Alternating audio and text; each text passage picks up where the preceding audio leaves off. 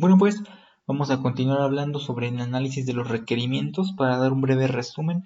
Entonces, pues vamos a analizar primero este pequeño diagrama en el cual se intenta mostrar un poco lo que es el análisis de los requerimientos. Entonces, pues veremos que una parte importante es la comprensión del dominio del problema, es decir, estar bien parado en el contexto en el que estemos. Por ejemplo, si tú estás trabajando en una aerolínea, pues bueno, tener presente las características que tiene una aerolínea. Eh, bueno, dependiendo ahí del caso, pues se tendrán que tener en consideración los detalles del dominio del problema. Ahora, tenemos que la recolección de los requerimientos es una parte, pues ahora sí que fundamental para esta etapa y de hecho digamos que es la más importante ya que gracias a esto pues se van a empezar a comprender algunas de las necesidades del usuario. Luego tenemos que esto también nos puede ayudar a la planeación y estimación del proyecto, es decir, algún presupuesto que se necesite calcular o bueno, simplemente decir, sabes que tal cosa va a estar de esta manera, pero bueno, siempre y cuando pues no sea tan, digamos, tan preciso, ya que aquí estamos en una fase pues muy temprana del proyecto. Ahora veremos que también se busca pues el análisis de los requerimientos, es decir, una vez que yo ya los recolecté, pues bueno, ahora tengo que analizarlos. Entonces, esto nos lleva a, ahora sí que detallar un poco esta etapa con la pregunta, ¿qué hará el sistema? Esta pregunta es algo que se tiene que responder siempre, pero debemos de tener cuidado y no responder al cómo lo hará. Es decir, si yo voy a realizar un programa que tiene una función que se llama calcular IMC, tenemos simplemente que decir pues que lo va a hacer, calcular IMC. Es decir, no tenemos que especificar, ¿sabes qué? Vas a usar la fórmula tal, tal y tal. No, no, no. Aquí simplemente se tiene que decir qué hará el sistema y no cómo lo hará. Ahora veremos que el análisis de los requerimientos pues nos sirve para comprender qué es lo que quiere el usuario, es decir, qué es lo que quiere que su sistema haga. Y luego estas necesidades de altísimo nivel que nos va a decir el usuario, ahora sí que nosotros las vamos a poder traducir a un lenguaje más técnico para así poderlo llevar a cabo a través de funcionalidades o prestaciones que caracterizan al sistema de software. Ahora, veremos que durante el análisis de requerimientos, pues tales necesidades del usuario deben ser recopiladas, especificadas, modeladas, refinadas y verificadas. Es muy importante tanto la primera como la última parte, ya que la primera corresponde a que recolectemos aquellas necesidades del usuario y la última pues corresponde a que verifiquemos que efectivamente eso era lo que necesitaba el usuario. Ahora, bueno, el cliente. Ahora hablemos un poco más sobre los requerimientos. Veremos que durante el análisis de requerimientos se construye un modelo de dominio del problema mostrando sus propiedades más importantes. Como al principio mencioné, dependiendo en el contexto en el que estemos trabajando, pues se tiene que realizar un dominio del problema distinto, pues para poder entender en qué contexto estamos trabajando.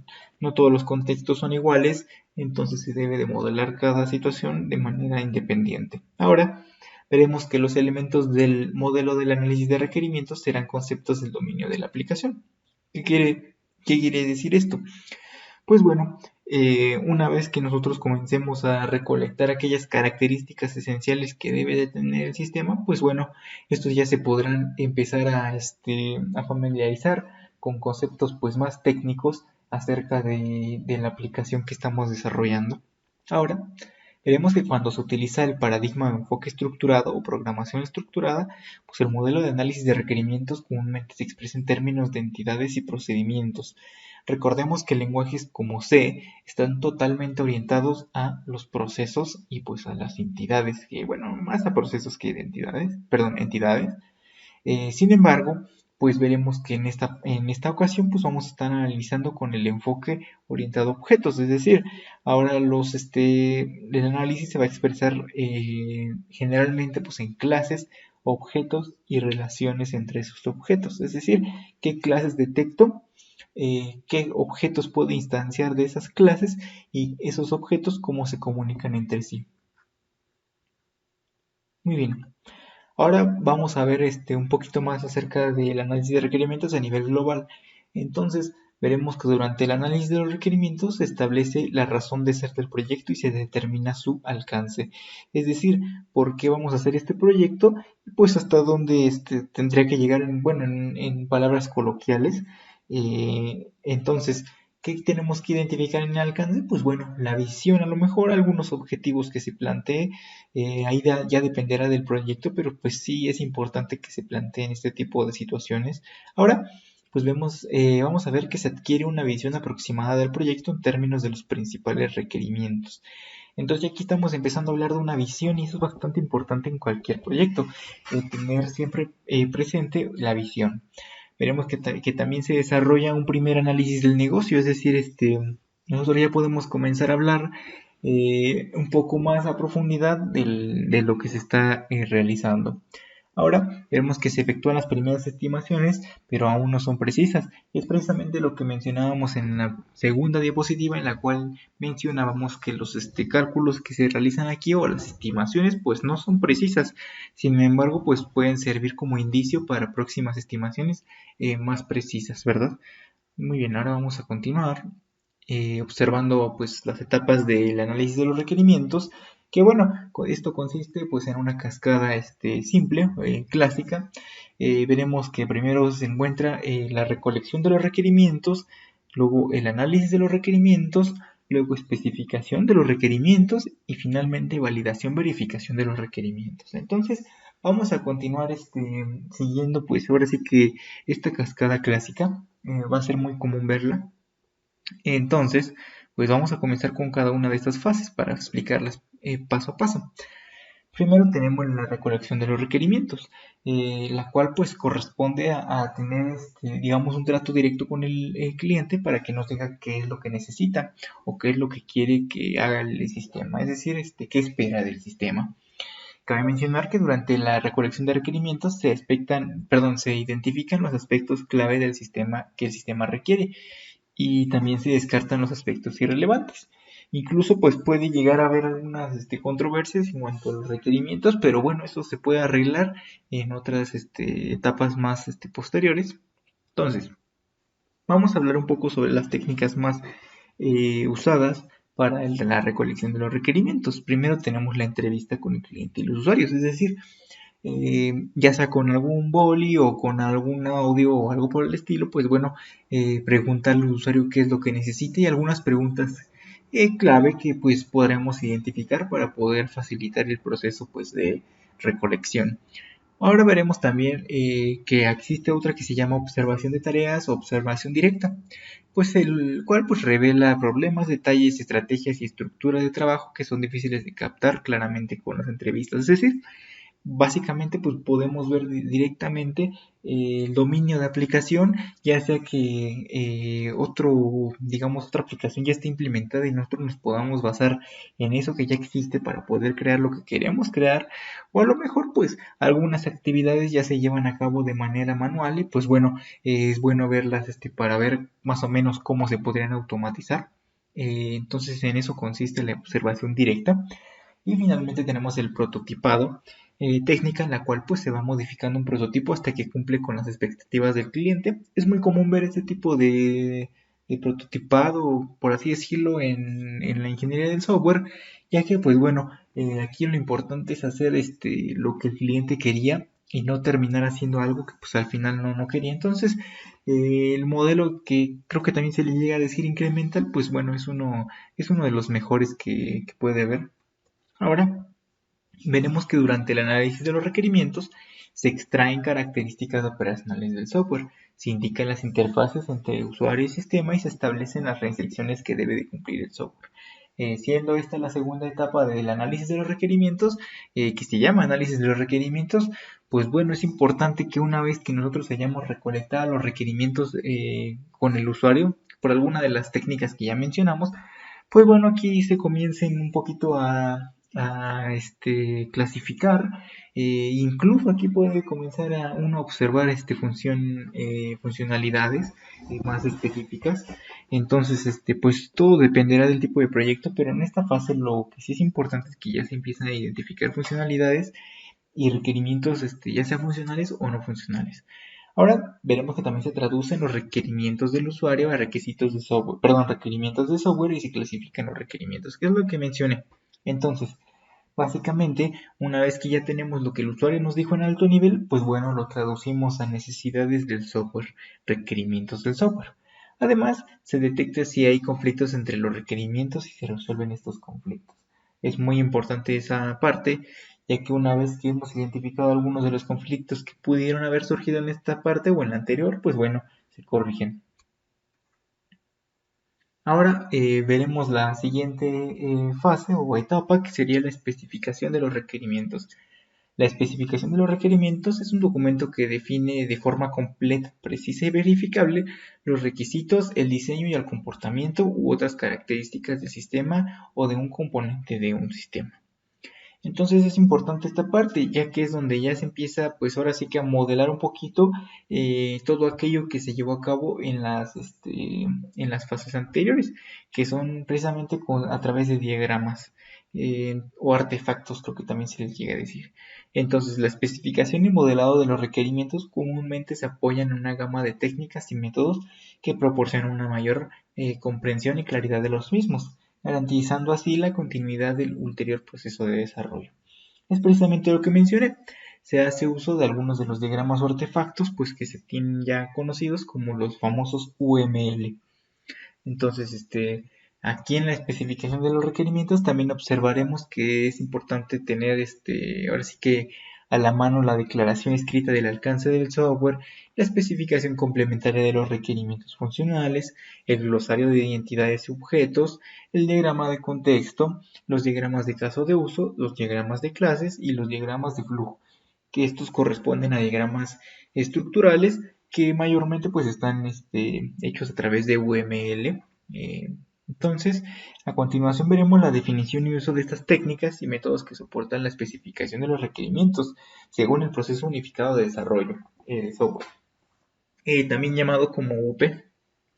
Entonces, aquí tenemos una pequeña imagen en la cual se observa la gama de opciones, la cual tenemos para poder realizar o completar esta parte, esta etapa.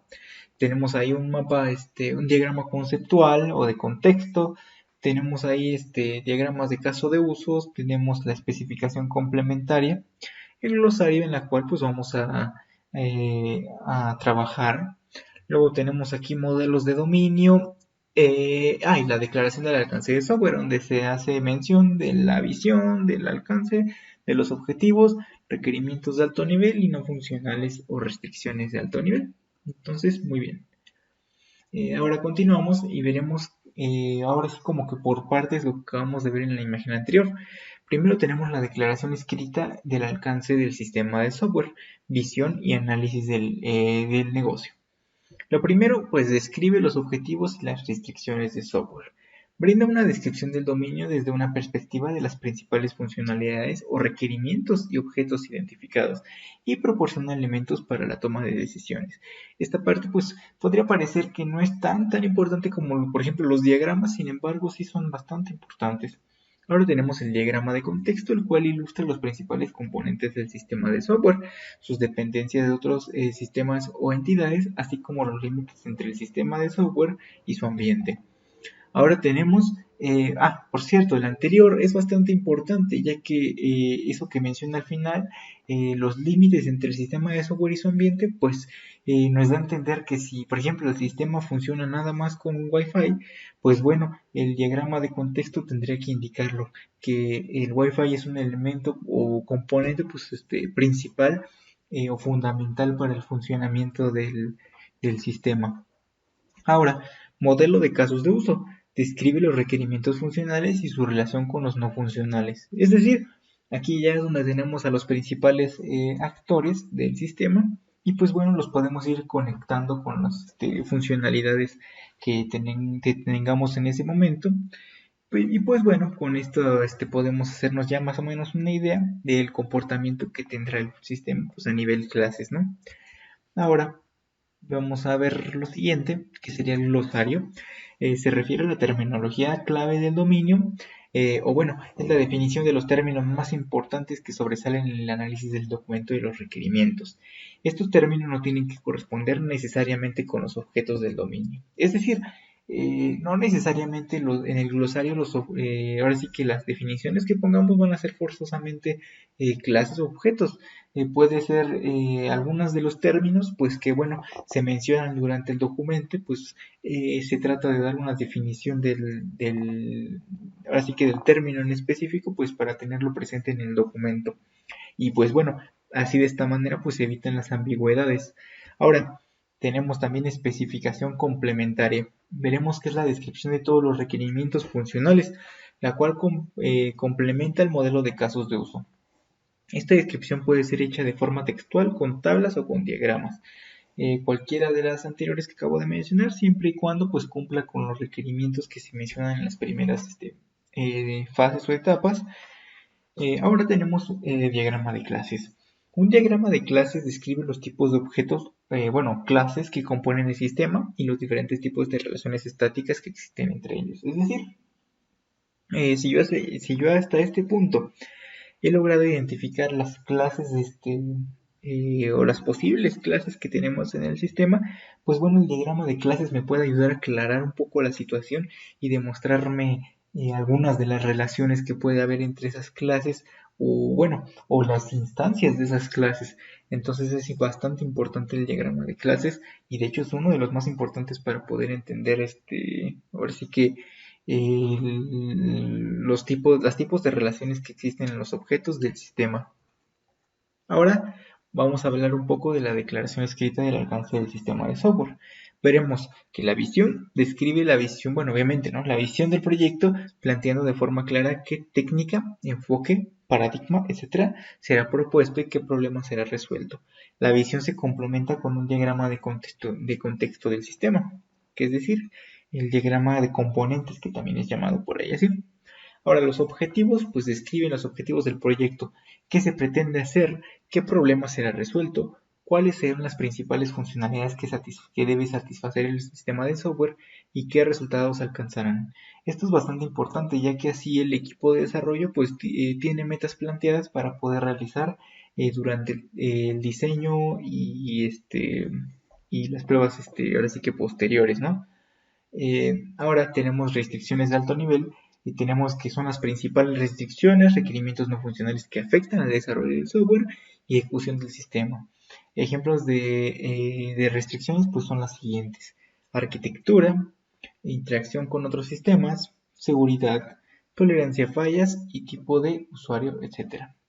Aquí es donde podemos empezar a identificar la jerarquía de usuarios en nuestro sistema, así como posibles detalles que pues, puedan llegar a ser importantes. Por ejemplo, si yo quiero que el sistema sea seguro porque se manejan datos un tanto, llamémosle así, frágiles o personales, pues bueno, se tendrá que colocar en este apartado, ¿no? Ahora, pues comenzamos con los casos de estudio, que eso lo dejamos para otro video.